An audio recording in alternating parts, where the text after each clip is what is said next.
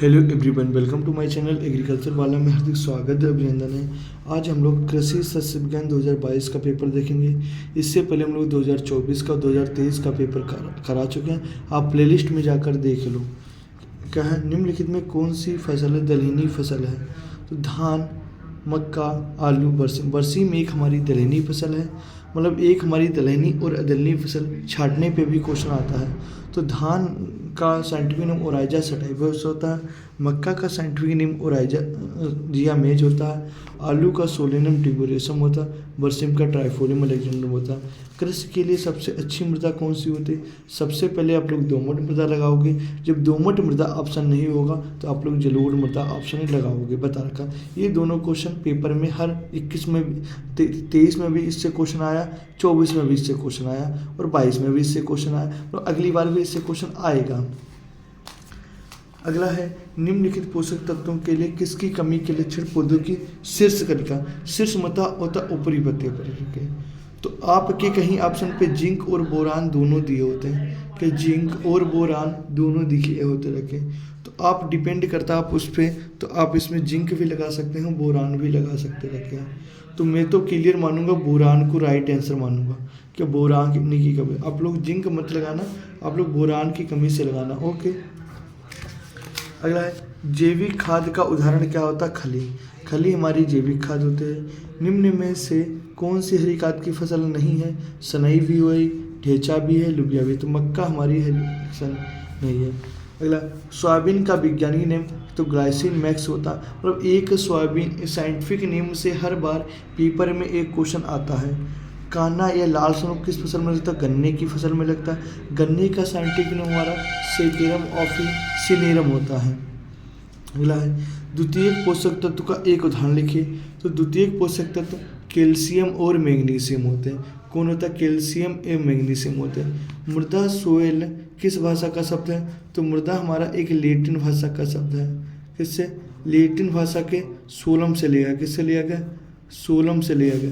इसका अर्थ क्या होता है? ऊपरी सतह होते हैं, ऊपरी सतह होते हैं। तो आपसे इतना पूछा गया किस भाषा का शब्द है, तो आप बताओगे। वन महोत्सव का मनाया था 1 जुलाई से 7 जुलाई तक।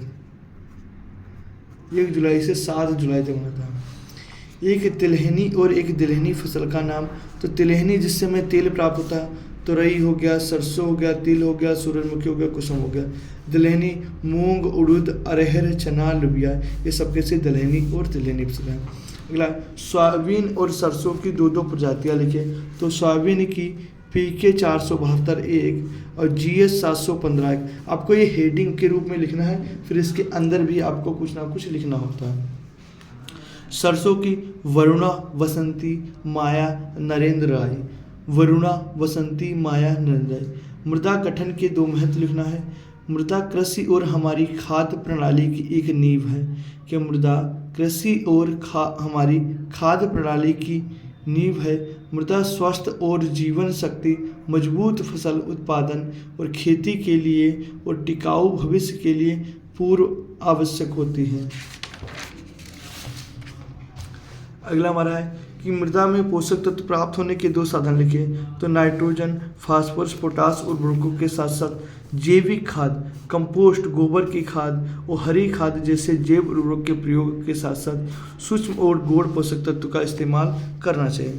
मृदा प्रदूषण के 2 प्रमुख कारण खनन करना, औद्योगिकरण, कचरा करना, जैव स्रोतों द्वारा करना। अगला है लघुत्तरी क्वेश्चन हमारे आगे कि हरी खाद किसे कहते हैं। मतलब एक क्वेश्चन हर पेपर में आता है। तो सिम्बी फसलों को खेत में उगाकर, सिम्बी मतलब हरी खाद, हरी अवस्था में ही मिट्टी पलटने वाले हलों को जोत कर दबाने पर सड़ने गलने के बाद जो खाद प्राप्त भूमि से प्राप्त होती है उसे हरी खाद कहते हैं। हरी खाद की फसल सनई और ढेंचा हो गई। कौन सी हो गई? सनई एवं ढेंचा। खेत में बोकर हरी खाद देना, बाहर से हरी पत्तियां को लाकर खेत में डालना होता है, बूंदों में दिया होगा।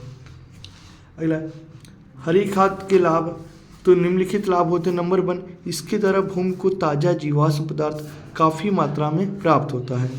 खाद भूमि में लाभदायक जीवाणुओं की संख्या में वृद्धि होती है। इन जीवाणुओं की क्रिया से भूमि में नाइट्रस, अमोनियम, CO2 आदि सरल यौगिक में वृद्धि हो जाती है। हरी खाद से भूमि में ह्यूमस की मात्रा में वृद्धि अधिक हो जाती है। इससे भूमि की भौतिक दशा में सुधार हो जाता है।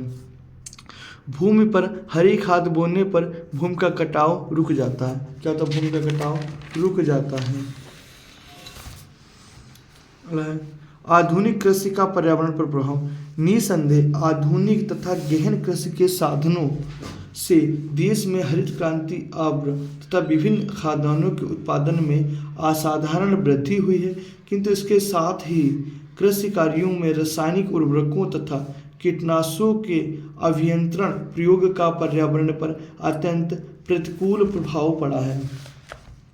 आधुनिक कृषि के प्रमुख साधन हैं उन्नतशील बीजों का प्रयोग करना, रासायनिक उर्वरकों का प्रयोग करना, कीटनाशक दवाओं का प्रयोग करना, आधुनिक सिंचाई के साधनों का प्रयोग करना।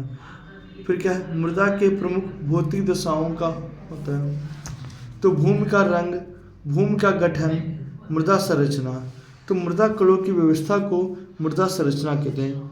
ठीक, दानेदार मृदा संरचना वाली मिट्टी होती है के लिए सर्वोत्तम रहती है। और कौन कौन से होते हैं हमारे? मृदा रंध्रक्वास, मृदा का अपेक्षिक घनत्व, मृदा वायु, मृदा ताप, ससंजन और संजन। अच्छा, ससंजन क्या था? समान गुण वाले अणुओं के भी लगने वाला, उसे ससंजन बल कहते हैं। असमान गुणों वाले में लगते हैं उसे असंजन बल कहते हैं। सुघटते मृदा जल, पौधे मृदा जल 4 प्रकार का होता है। इन पौधे केश का जल को ग्रहण करते हैं। मृदा जैव पदार्थ, मृदा कोलाइडी या मृदा कलिल होते हैं। अगला हमारा अरहर की खेती का वर्णन करिए। तो अरहर की खेती के अंतर्गत भूमि एवं बीज दर हो गया, बोने का समय और बीज शोधन हो गया, उन्नतशील किस्में हो गई, एक प्रमुख रोग और उसका नियंत्रण हो गया। तो भूमि और बीज। नंबर 1 भूमि। सरसों की खेती बुलर से लेकर दोमट मिट्टी में, क्या सरसों की खेती बुलर से लेकर दोमट मिट्टी में आसानी से की जा सकती है, किंतु इसके लिए खेत में फसल को पूरे जीवन काल में नमी होना आवश्यक होता है। बीज दर। अगेती प्रजातियों में 14 से 15 किलोग्राम प्रति हेक्टेयर तथा पछेती प्रजातियों में 10 से 12 किलोग्राम प्रति हेक्टेयर की दर से बीज बोना चाहिए। बोने का समय और बीज शोधन। देर से पकने वाली प्रजातियां जैसे टा7, टा17 को वर्ष काल के प्रारंभ में जुलाई के प्रथम पखवाड़े में बुवाई करनी चाहिए। शीघ्र पकने वाली प्रजातियां जैसे पूसा 84 को सिंचित क्षेत्र में जून के मध्य तक बुवाई कर देनी चाहिए। ठीक, उन्नतशील किस्में मानक UPS 120, पारस, आजाद, नारेंद्र अरहर 1, नारेंद्र अरहर 2, ये सब क्या है? अरहर की वैरायटी है।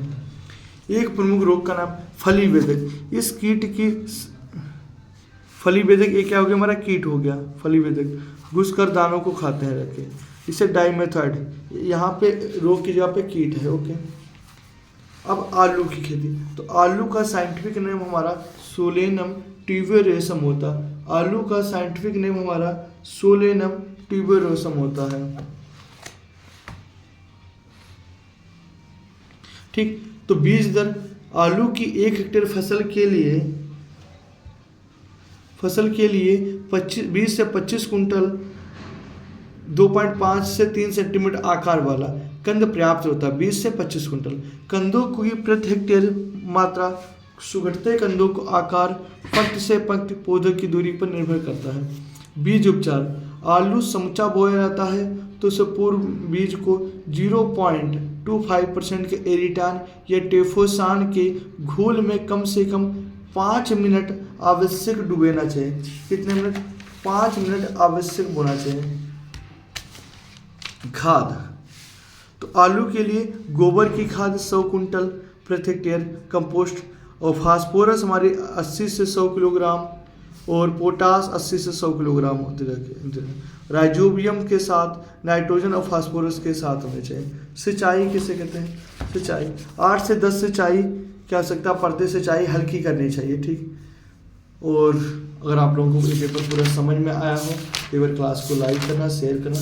Thank you. जय हिंद, जय भारत, वंदे मातरम।